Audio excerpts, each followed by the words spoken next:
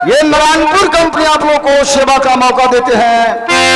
एक बार आप लोग बाबा विश्वकर्मा को नाम से जयकार बुलाएंगे, साथी बड़ी खुशी की बात होगा। प्राण से बोलिए बाबा विश्वकर्मा की। मेरे भाई वीर सिंह आएंगे भैया श्री। ये 22 गाजरा को समाचार कैसा है?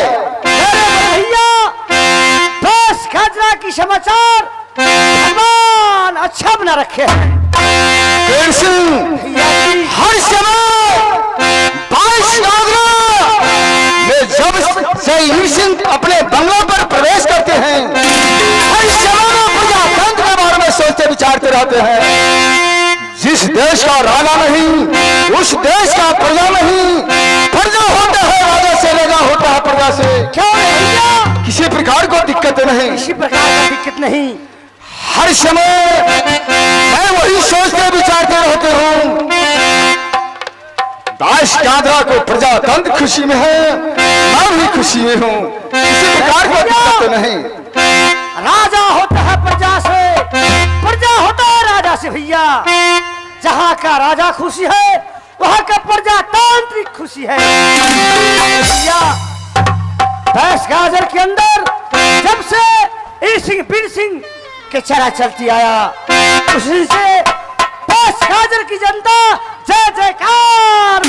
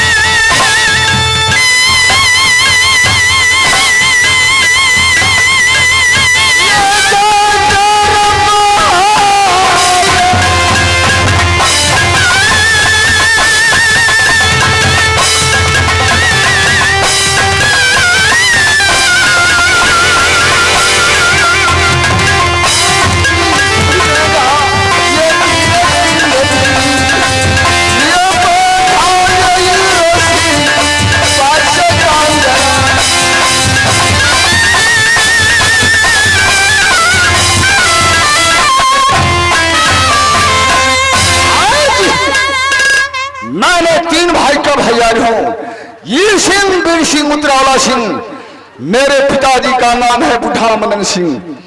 बैठा ये वीर सिंह आज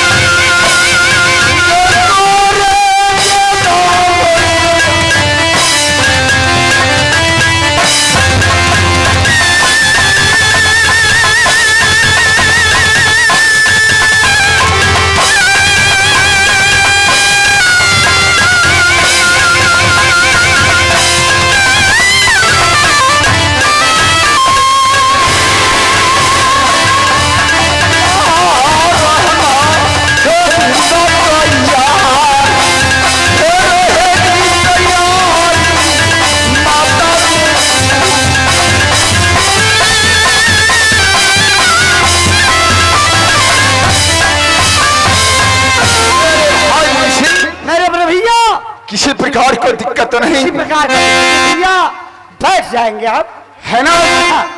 मैं अपना ड्यूटी पर हाजिर हूँ, आप बैठ जाएंगे, है ना? क्यों नहीं भैया? चलो ये सहोदरा यारी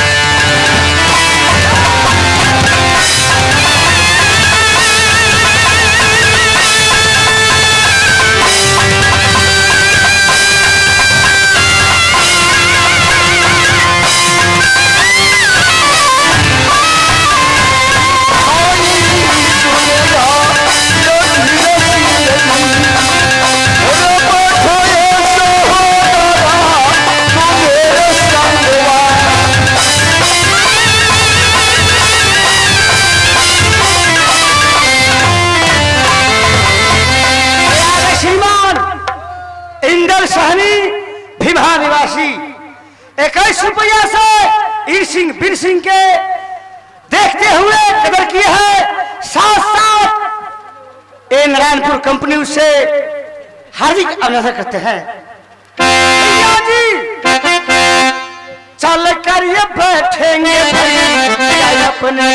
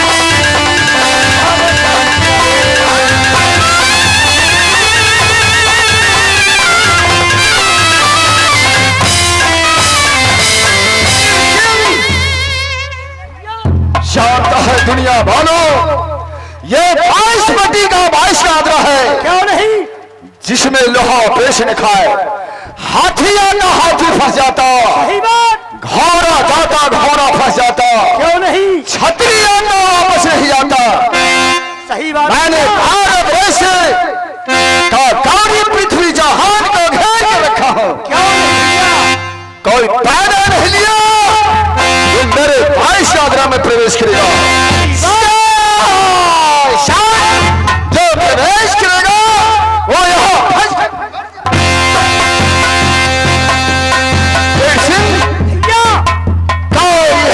घर से नहीं आ सकता। चलो तुम मेरे साथ चैन मंगल पर ड्यूटी पर जाना। चलो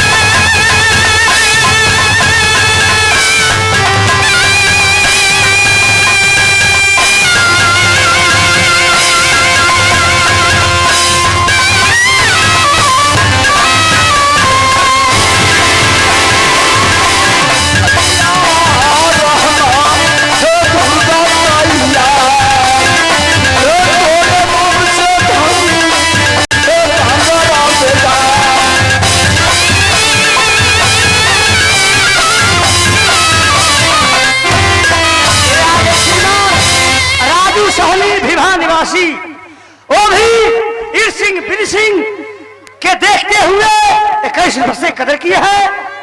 मैं उसे हार्दिक अभिनंदन करता हूँ, साथ साथ एक कंपनी हार्दिक अभिनंदन करती है।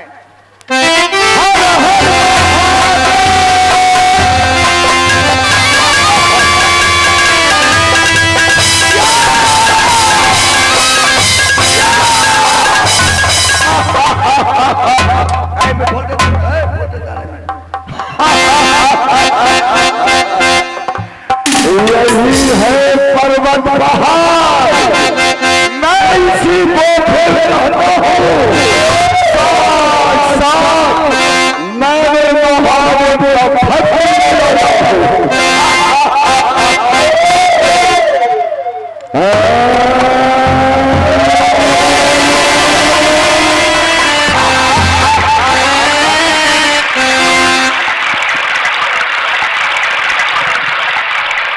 हेलो, इस समय मैं पर्वत पहाड़ पर आज से 12 साल पहले से मैंने महादेव का पूजा किया। महादेव ने वरदान दिया, जाओ ये मत तुम जो कहोगे मैं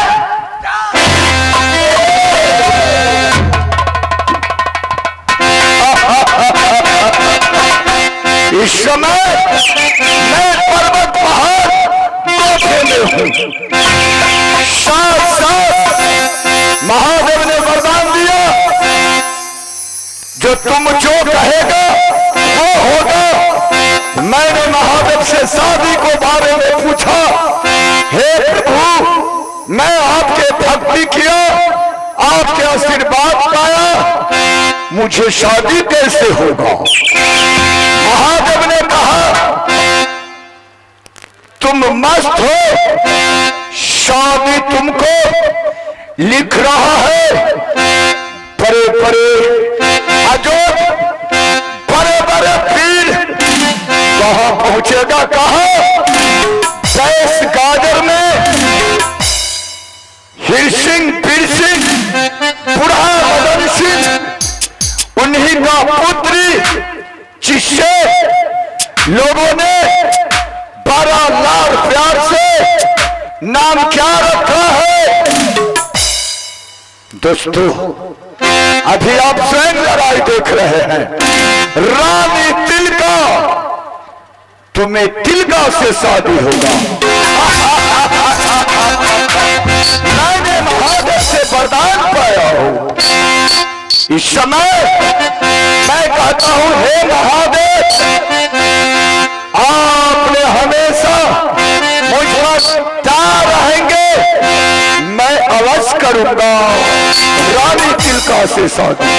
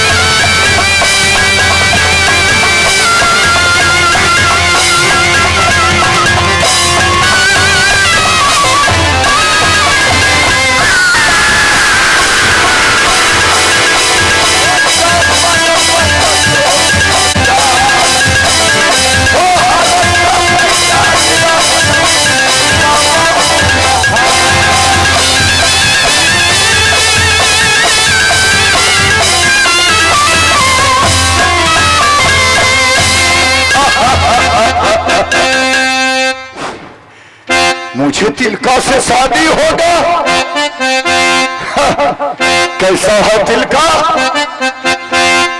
मैं ख्वाब में देखता हूं, वरना मैं उसके घर नहीं देखा। खैर इस समय जो मैंने वादा कर लिया, जैसे लंकापति रावण ने कहा था सीता से, हे सीता, एक बार मौका मिलेगा तो मैं तुमको लंका सोख बैठा दिखाऊंगा। उसी प्रकार से मैं भी सोच लिया हूं, जो तिलका से एक बार जरूर मिलूंगा, वरना कैसा शकल है मैं उससे देखना चाहता हूं। कैसा रे शकल तेरा तिलका ये हो।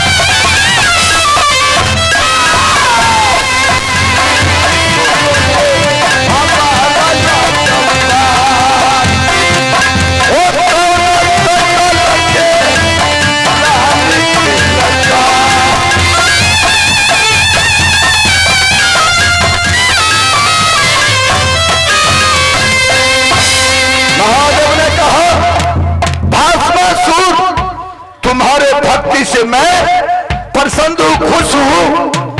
तुम टेंशन नहीं लो, मैं तुम्हें बता दिया, वरना तुमने उस चीज को भूलना नहीं। दोस्तों, इस समय मैं धीरे धीरे जा रहा हूं। कहां? तिलका खोज में। कहां मिलेगा तिलका? मैं ढूंढते ढूंढते, तलाशते तलाशते मैं तिलका के स्थान पर जरूर पहुंचूंगा, वरना दुनिया एक तरफ हो जाएगा। मैं रानी तिलका को जान नहीं छोड़ सकता। भैया ये पाता ये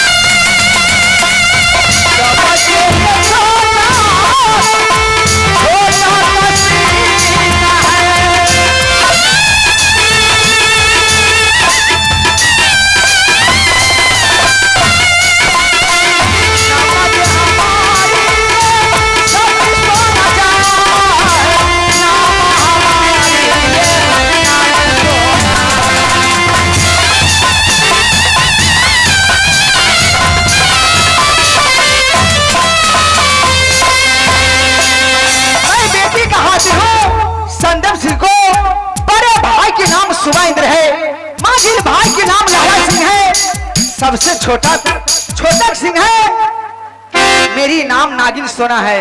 ए जी ससुरा हमारी की रहो हमारे।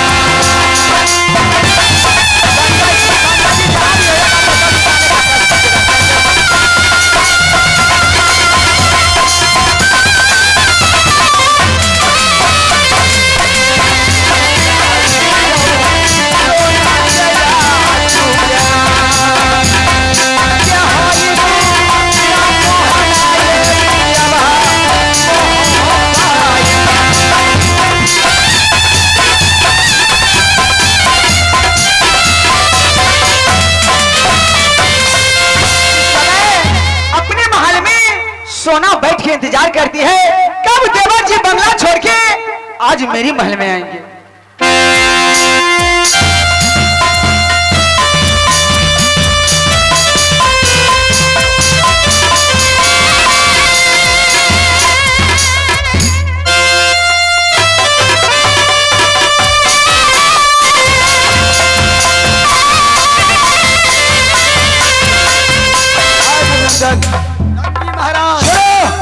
उदल सिंह भाभी महल में जा रहे हैं, क्यों नहीं दोस्त के साथ मैंने उससे मिलूंगा, इसका बाद बैठ कर चलूंगा। क्यों नहीं भैया,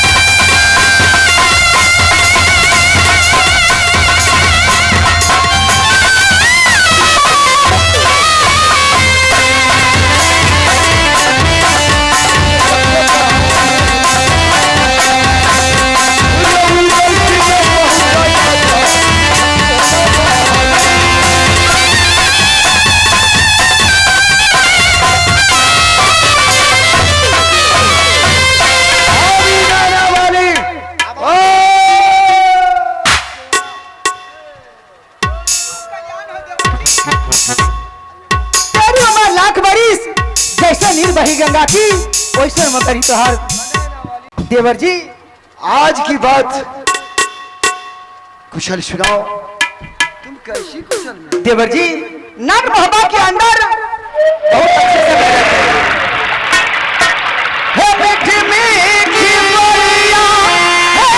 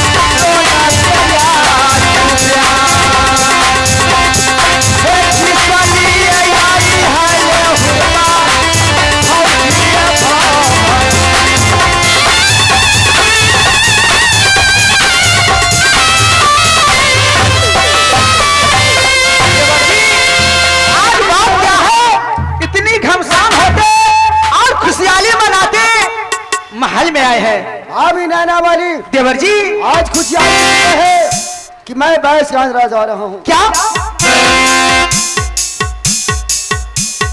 देवर जी भाभी बस गाजर को आप चिंता भूल जाइए, इसलिए बस काट के बस गाजर है, कोई भी पंछी पानी पिए ले उतरते हैं, उन्हें में फंस जाते हैं। हे कहूँ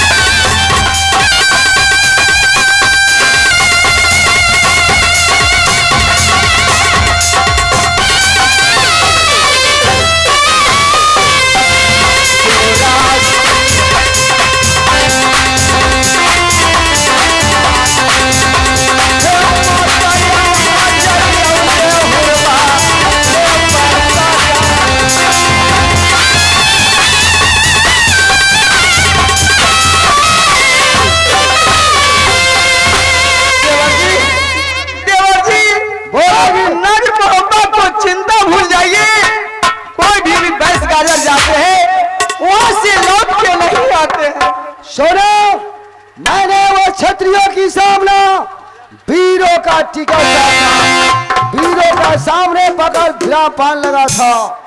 मैंने पृथ्वी चौहान को सामना वीरों कहा मैं खाऊंगा, सब कोई मिलकर के हाथ लगाया। उदर सिंह चबाया कि मैं बाजपति को बाज गांजरा से मैं कौड़ी असुर करके उदर सिंह